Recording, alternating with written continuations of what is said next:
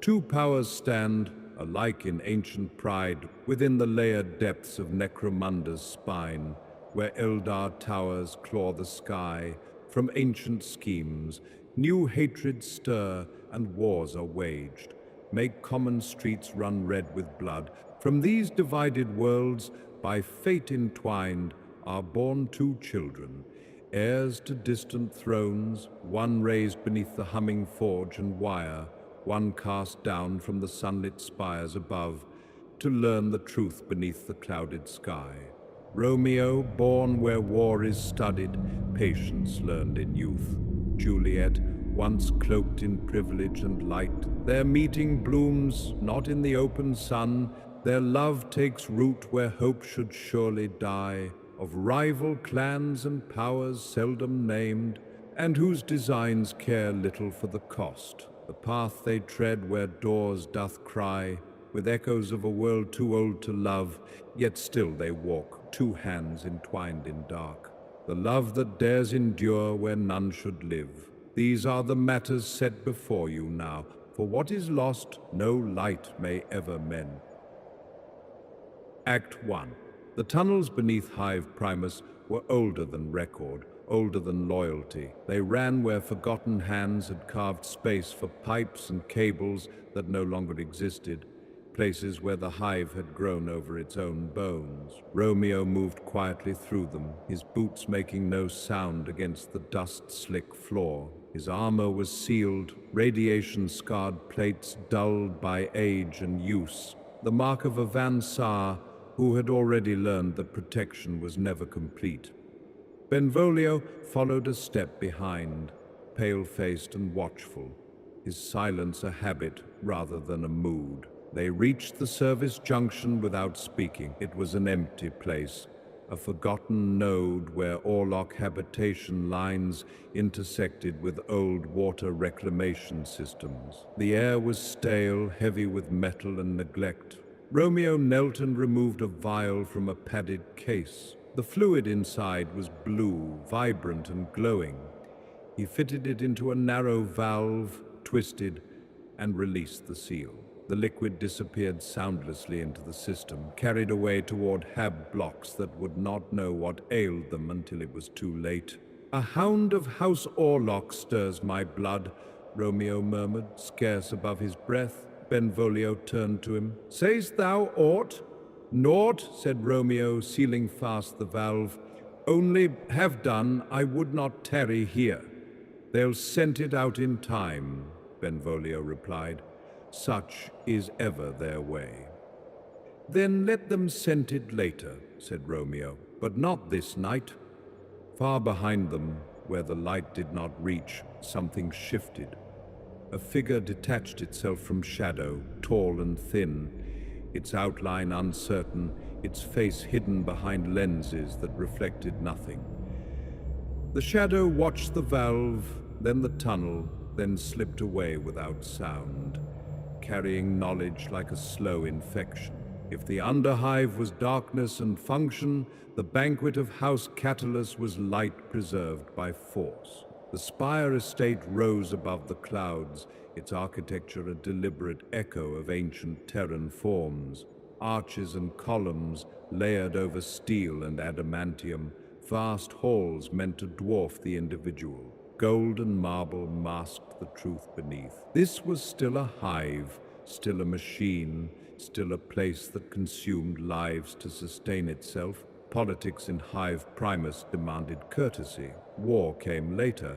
House Catalus had invited those it depended upon, Escher Chem mistresses, Orlok factors, Vansar artificers, all stood together beneath vaulted ceilings, drinking refined spirits, discussing contracts and futures with carefully veiled smiles. From House Escher came Angelica and her girls. Angelica was tall and scarred, her green hair braided back from a hard face marked with ink and old wounds. She wore elegance like armor, every movement precise, every glance measuring. Beside her walked Rosalind, sharp-eyed and guarded, and Juliet. Juliet moved differently. She was young, barely 15, her green and white hair tied simply, her dress cut to noble standards but worn without arrogance. At her side rested a master-crafted stub pistol, discreet but unmistakable, a gift and a warning. She had seen the Underhive, but she had not been shaped by it. Not yet. From House Van Saar came Voskar, leader of the wolves of Necromunda, flanked by younger blood.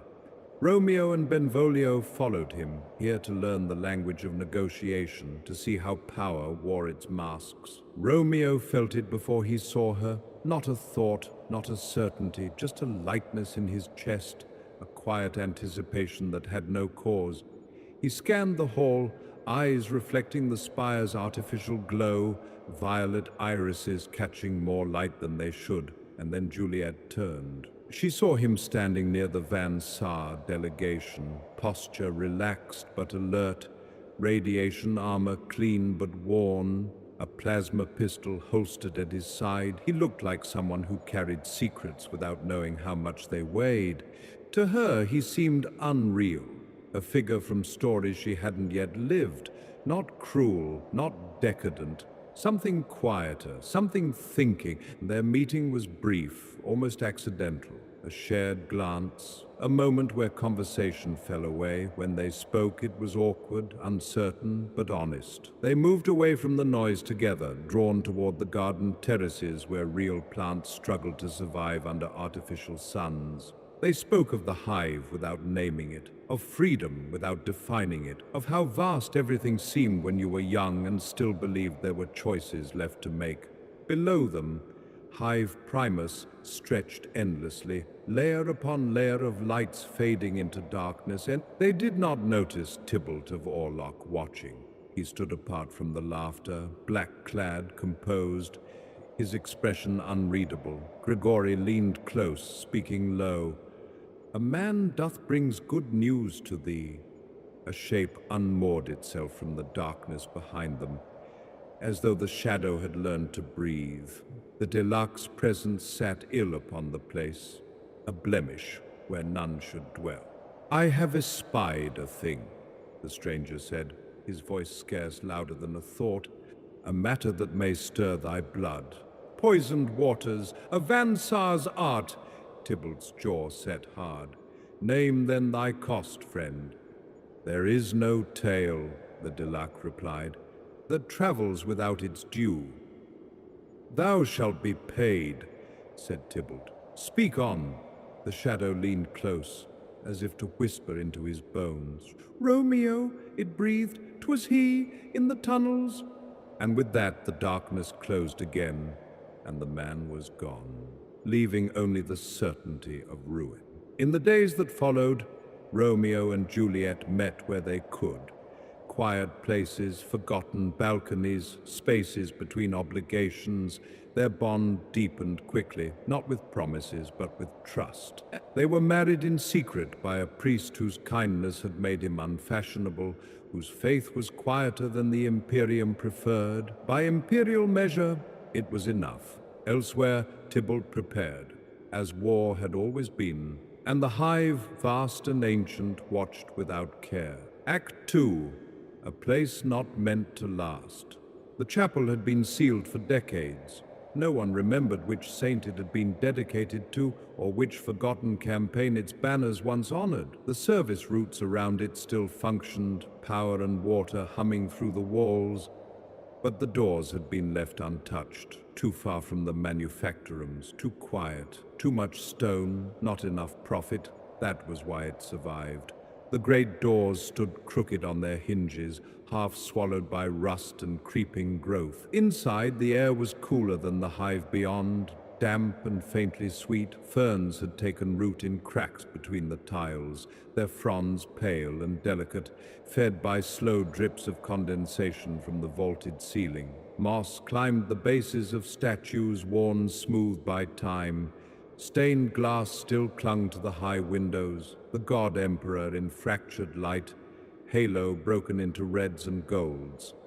Primarchs stood frozen along the walls, their faces eroded, names lost, their stone eyes blind to the centuries that had passed beneath them. Cherubs lay toppled where the ceiling had cracked, wings chipped, expressions strangely peaceful. Romeo arrived first. He removed his helmet and rested it carefully on a pew that no longer belonged to anyone. The radiation gauge at his wrist glowed faintly, then dimmed again. Uncertain even of its own readings, he ignored it. This place felt quieter, as if the hive's weight did not press so hard here. He had felt restless all day, not fear, not sickness, something else, a sense of waiting, though he could not have said for what. Footsteps echoed softly behind him.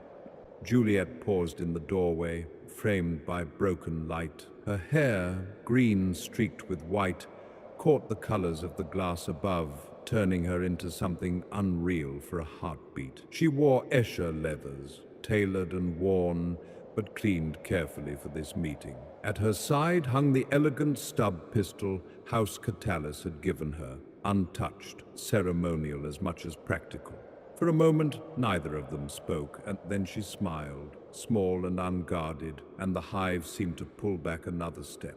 "Thou hast found it," she said softly. "I did but hope," Romeo answered. "I knew not if it yet endured." "Some things abide," said Juliet, stepping nearer, "for none have cared to claim them." She looked about the place, the broken stone, the quiet light. "I think," she added, "'tis for this cause I love it so."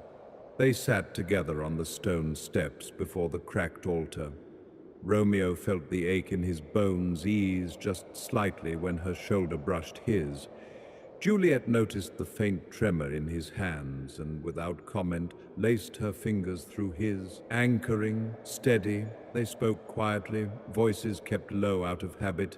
She told him about the upper spire, about wide corridors and clean air that never smelled right, about lessons in etiquette and diplomacy and the way people spoke kindly while meaning nothing, about the matron who had seen something fragile in her and sent her down into the underhive to be sharpened instead of dulled. Romeo inclined his head. He had glimpsed Angelica only from afar. The scars upon her flesh, the ink that marked her history, the way the Escher moved about her as planets about a sun, without command, without doubt. "She hath care," he said. "In her own manner," Juliet answered. "Rosaline more so. She would never name it thus. Yet she ever sets herself between me and the worst of things." She turned the question upon him. Romeo spoke then of the wolves of Necromunda, of brotherhood wrought not in loyalty and war, of learning the language of machines ere that of men, of Mercurio steady as an anchor in poisoned tides, and Benvolio's silence, how one always knew his place, even when his tongue lay still. "Benvolio would walk into fire at my bidding," Romeo said. "He would not ask the cause." Juliet smiled softly. "Such loyalty is rare." "So is this," he replied, casting his gaze about the chapel. They lay together upon the cold stone, their eyes lifted to the fractured image of the Emperor above.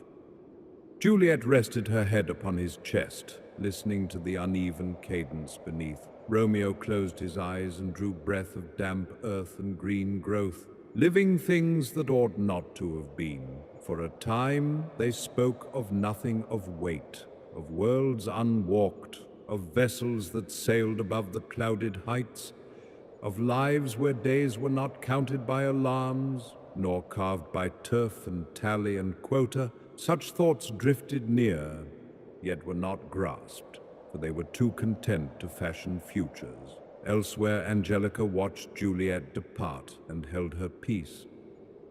She stood beside Rosalind at a loading gantry, their voices raised in feigned dispute over chem lots and measures. Angelica's gaze followed the girl until the service ways swallowed her whole. "She will not remain young long," Rosalind murmured. "No," said Angelica. "None of us do." Rosalind's jaw tightened. "She deserves better." Angelica gave no answer. She had long since learned not to vow what the hive would surely deny.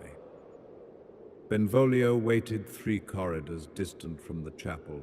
his back to the wall, helm sealed. He did not pace and he did not test his weapon. He listened. That sufficed. Within the chapel once more, Romeo and Juliet sat in shared quiet. Juliet traced the worn engraving in the stone at her feet. "Think you," she asked, "that places remember those who loved within them?" Romeo pondered this. "If they do," he said at last, "then this place shall remember us." She smiled and kissed him, gentle, unguarded. Above them, the stained glass shifted. As distant engines altered their rhythm, a fine crack crept further across the vaulted ceiling. They did not see it. For now the chapel held.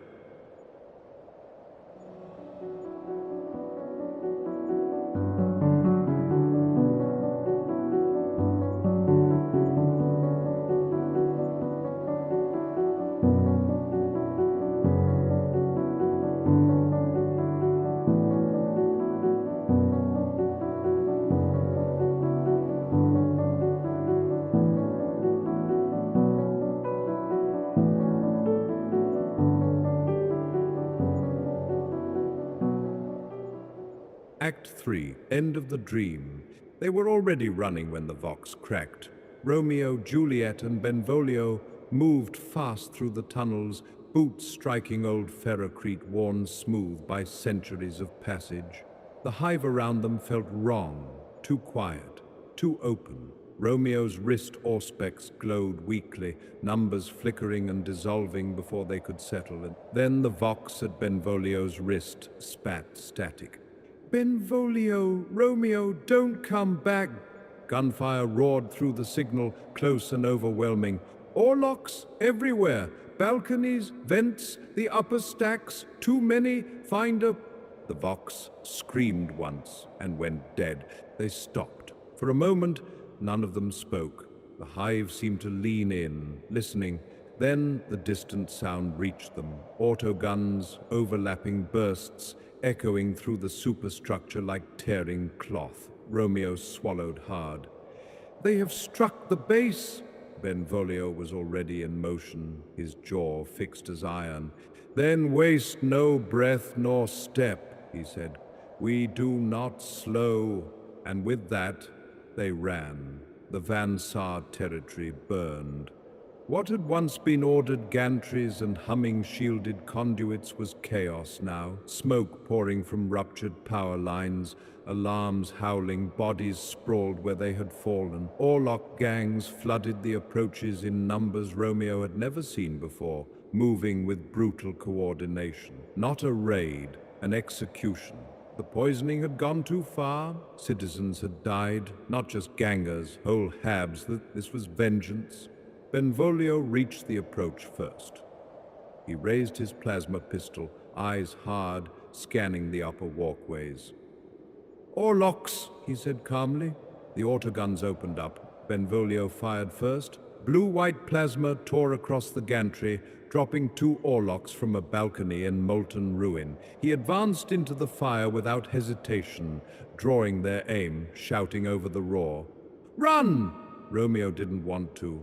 Juliet grabbed his arm, pulling him sideways as rounds sparked against the wall beside them. Benvolio fired again and again, each shot precise, furious. He was still standing when the autogun burst caught him square in the chest. He staggered, fell to one knee, and fired one last time, point blank. Before collapsing forward into the smoke, Romeo screamed his name. Juliet dragged him away. They ran blind, turning hard into side passages, doubling back through maintenance shafts and half-collapsed corridors. Orlocks followed in waves, boots pounding, voices barking orders. The hive echoed with pursuit.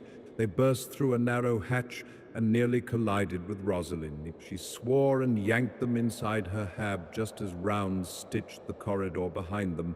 The door slammed shut, locks engaging with a violent clack. Her hab was small, crowded with chem equipment and personal effects, the air sharp with solvent and spice. Angelica wasn't there, out fighting or already dead. Rosalind didn't ask questions. "They hunt thee," she said, thrusting the supplies into Romeo's grasp. not Van Saar alone. Thy name runs ahead of thee now.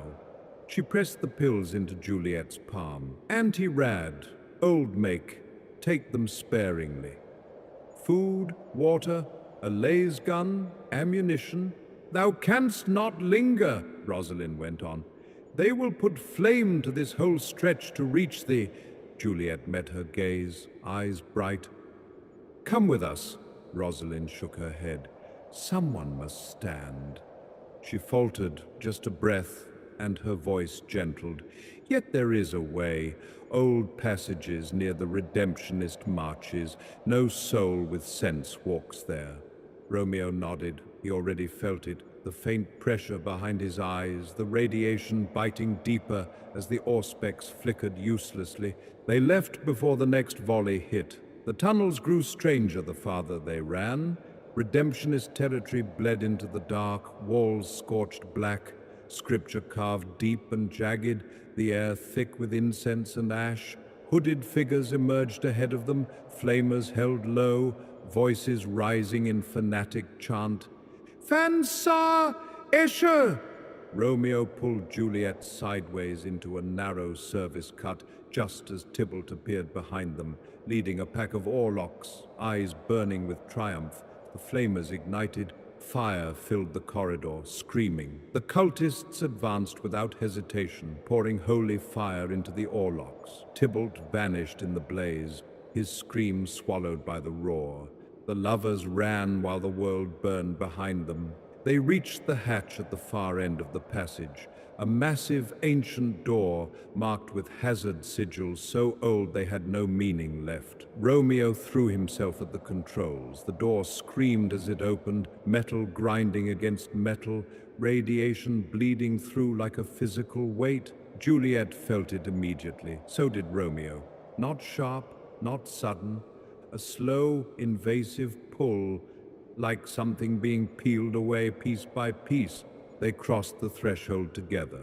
The door slammed shut behind them with a sound like final judgment. Everything they had been, gang, house, territory, past, was sealed on the other side. Ahead lay silent. Dark tunnels, older than the hive itself, stretching into places no one remembered and no one watched. Romeo's auspex dimmed, its glow fading to nothing. Juliet squeezed his hand. They moved forward, alone now, into the forgotten dark. And the hive, at last, stopped following. One step beyond the last service hatch, and the hive's presence thinned, not faded. The constant background roar that had followed them since birth vanished, as if a vast machine had been shut down somewhere far above. Silence rushed in to fill the space. It was not empty silence. It pressed back. Romeo paused without meaning to. The radiation gnawed at him differently here, not sharp, not burning. It felt like standing in water that no longer pushed against the skin. His wrist auspex glowed once, dim and uncertain, then dulled to nothing. He did not try to revive it. Juliet said nothing, but her hand found his sleeve, fingers light, grounding. They moved on. The towers emerged slowly, revealed by distance rather than light, monolithic shapes rising out of the dark with no visible doors or windows, bridges arced between them, vast spans crossing gulfs so deep the eye refused to measure them. Stone and metal blended together, worked smooth by methods neither of them recognized. This place had not been ruined, it had been left. When they finally rested, if rest was the word, it was in a waste tunnel high above the main thoroughfares, narrow and forgotten. Far below, hours later, faint lights moved. Bounty hunters, careful, methodical. Romeo held his breath. Juliet counted heartbeats against his shoulder. The lights lingered, then withdrew. Something else remained. They did not see it. They did not hear it. But when they moved again, they did so softly, as if the dark itself might be listening. They learned to move sideways instead of forward, to climb rather than descend when possible, to leave no straight lines behind them. Romeo disabled his auspex entirely. Technology here could not be trusted. Sometimes it lied, sometimes it went silent when it should not have. Sometimes it pulsed faintly, as if responding to something else. They began to notice the watchers. Not shapes, not creatures, pressure, the sensation of a tension like standing beneath a vast ceiling and realizing too late that it is not stone. Juliet felt it first, an instinct honed by the underhive. Romeo felt it later as a tightening behind the eyes, a crawling unease that made his teeth ache. Once, crossing the broken span of a cyclopean roadway, Romeo paused. "Heardst thou that?" he breathed. Juliet would have said no, yet paused. "No sound," she murmured, "but something that listened hath withdrawn." They did not look back. The ruins changed as they went deeper. Towers rose at impossible angles, their upper sections missing as though bitten away. Bridges ended mid-air. Doorways opened onto nothing. In one plaza, they passed a ring of stone pylons, melted and twisted, fused as if exposed to heat beyond comprehension. Romeo's rad degradation worsened here. His skin flushed pale, then gray. His hands shook more often. Juliet adjusted their pace without comment, shouldering him through areas where the air prickled faintly against the skin. She fed him the anti-rad tablets sparingly, counting them under her breath when she thought he slept. They spoke little. When they did, it was of small things, of light above the clouds, of wind, of names they might choose for themselves if they survived. They never spoke of home. Near the end of the descent, they found signs of the hunters again. Not lights this time, but absence. A corridor scoured clean. Footprints that stopped abruptly, a dropped pack, its contents untouched. Something had passed through here after them, something the hunters had not seen. Romeo felt it then, unmistakably. Not pain, not radiation, something older, gazing inward. Juliet felt it too. She said his name once softly, and he answered immediately, just to prove he still could. They did not run. They moved carefully, slowly and silently, slipping between shadows, choosing paths that felt less watched than others. Above them, below them, around them, the ancient city listened. Behind them, the hive burned. Van Saar and Orlok tore at each other in open war, balconies aflame, tunnels choked with smoke and screams. The old world devoured itself as it always had. Ahead of them lay something far worse and far quieter. They descended the tunnels together. And whatever had been sealed away long before the Imperium first looked skyward had begun, very slowly, to notice.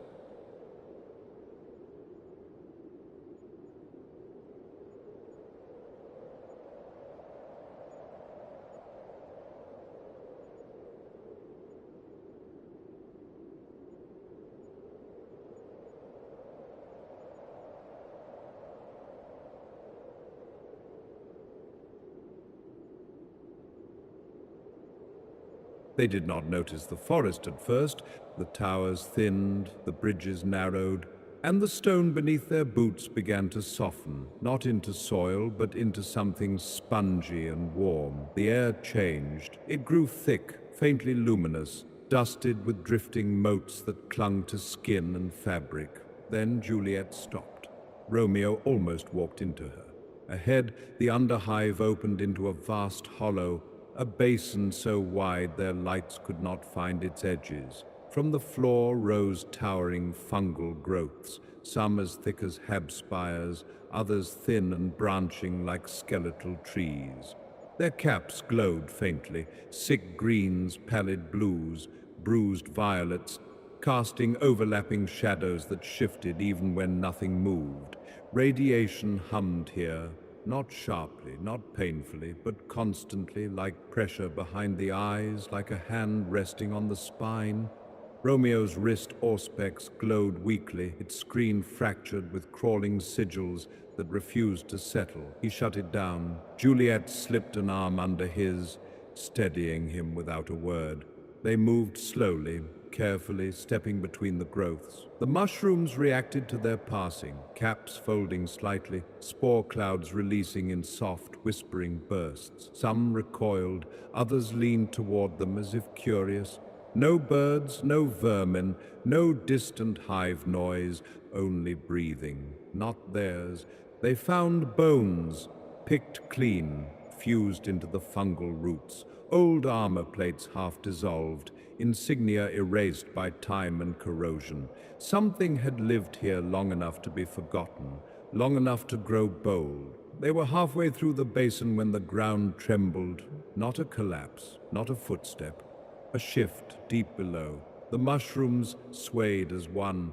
Far off, something vast moved in the dark beneath the forest floor, dragging itself through ancient cavities. Faces surfaced briefly along the caps, half-formed, stretched, screaming silently before melting back into organic shapes. Juliet covered her mouth and they ran. Not blindly, carefully, desperately, choosing paths where the glow dimmed, where the forest thinned. Behind them the ground ruptured, pale jointed limbs broke through stone and fungal mass alike, dragging bodies, once human shapes, down into unseen gulfs. The thing did not pursue quickly. It did not need to. They reached the tower as the light behind them began to dim.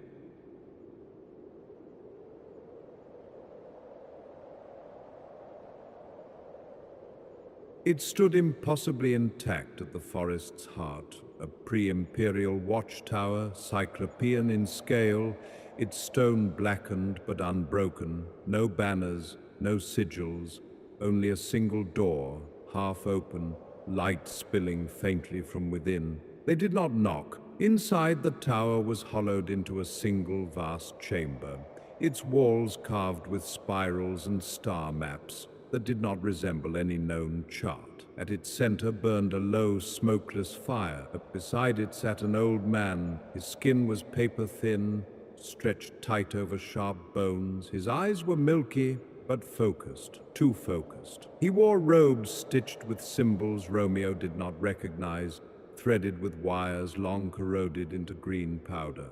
"Thou shouldst not have ventured this way," quoth the man, his voice as calm as still water. Juliet did lift her pistol. Her hands quivered as leaves in a tempest. The old man smiled, a curl of shadow that touched not the warmth of life. "Too late for that," he murmured, and bade them sit.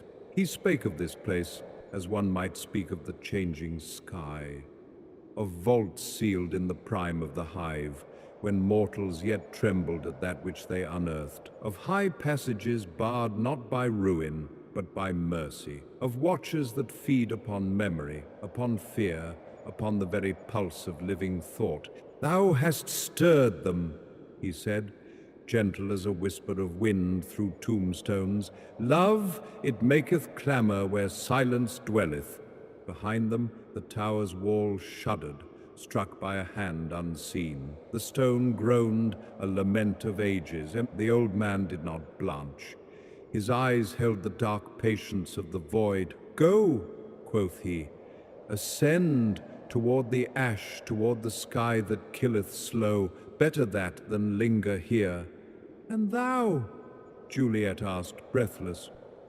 He smiled again, a thing not human in its stillness, its knowing, and the shadows about him seemed to lean closer, listening.